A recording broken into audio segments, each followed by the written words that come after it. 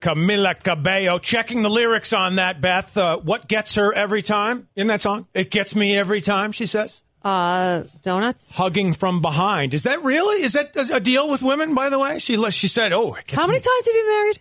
How many times? You want me to admit that? Yes. This is number 4. Yes. And you don't know the answer to that question? Maybe that's the problem, Dave. Well, that's why I'm asking. Maybe that's the problem. So, yes. Okay. So yes. No, okay. Yes. So if somebody had come up to you at Wine in the Wilderness over the weekend and hugged you... No, it has to be you, whack job. Unless they were really good looking, in which case I might consider it. Previously on Beth and Dave in the Morning. Talking about the head lice situation in Rome, and Julie called and had something to tell us about. Julie? I had a Japanese beetle burrow into my ear for 2 weeks. Oh, my God! Wow. Julie, I feel like I'm going to need a moment. I'm like lightheaded just thinking about that. Yeah, that's horrible. I hate Japanese beetles because with my hair, and their little legs and stuff. I'm pouring down rubbing alcohol and peroxide trying to kill the... Beth and Dave. Weekday mornings with the best variety of the 80s through today on Light 98.7. So I have a little bit of a confession to make. Okay. And maybe y'all can relate to this. 2 things. One, I may have told you that I was hemming my daughter's prom dress this weekend. Yes. A few hours before the prom. Yeah, and crying.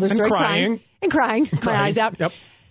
A, because I didn't know what the hell I was doing. But B, because I couldn't see a darn thing. I had to pull I'm not exaggerating, 2 lamps up from the basement. I had to get glasses. I even had to whip out my hang around the neck magnifying glass so I could see the stitches. Now, mind you, like a year ago, I could see all of that, no problem. I could quilt and see the little stitches and pull them out. Could not see a thing. Wearing glasses right now, and you wore sunglasses yesterday inside the studio. Because here. I have this theory that it's the computer screens that are making my eyes tired. So I was wearing sunglasses. Might be. But true story, this happened today, and we knew we were going to talk about this.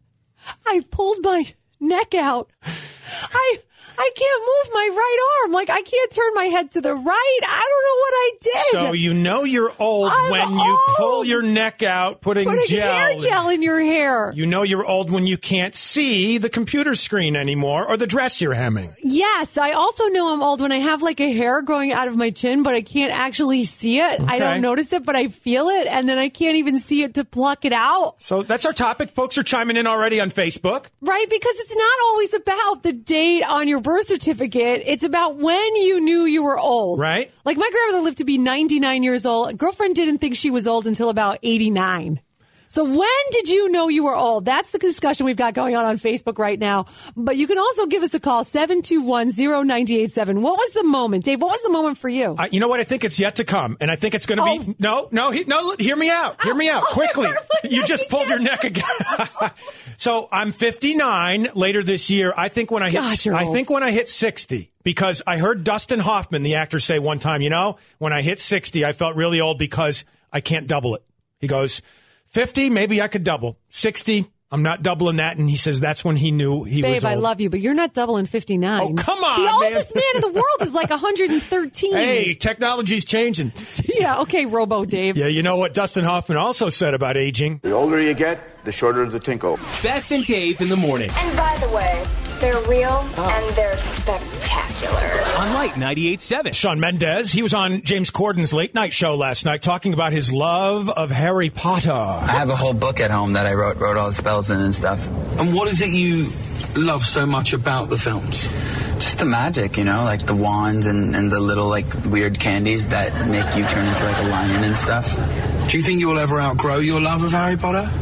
No, I don't. I just love it so much. It's what keeps me young, I feel like. He will never outgrow Harry Potter. He'll never outgrow Harry Potter. You shouldn't outgrow Harry Potter. Well, I never got into Harry Potter, so I can't imagine growing out of it. A lot about you. You don't like wands? Is that what you're saying, Dave? I don't like any of it, but I will say I loved the experience of going to the Harry Potter portion of Disney. I thought that was great. Well, I think you should start to watch the Harry Potter movies. No. I think you would tap into your youth something. So are you like Shawn Mendes? you won't outgrow Harry Potter? Will you still be watching I wish Harry? I could quit Harry. No, I can't. Nope. Love Harry Potter. Right. I'd watch it right now if it were on TV. I guess it would be baseball cards for me. And even though I don't buy them anymore, I still love my collection that I had when I was a kid. And I've thought about giving them to my son, but he doesn't care about baseball at all. So, like, I'm going to hang on to them, I guess. Let me just tell you right now the real story about that. Your kids don't want any of your crap.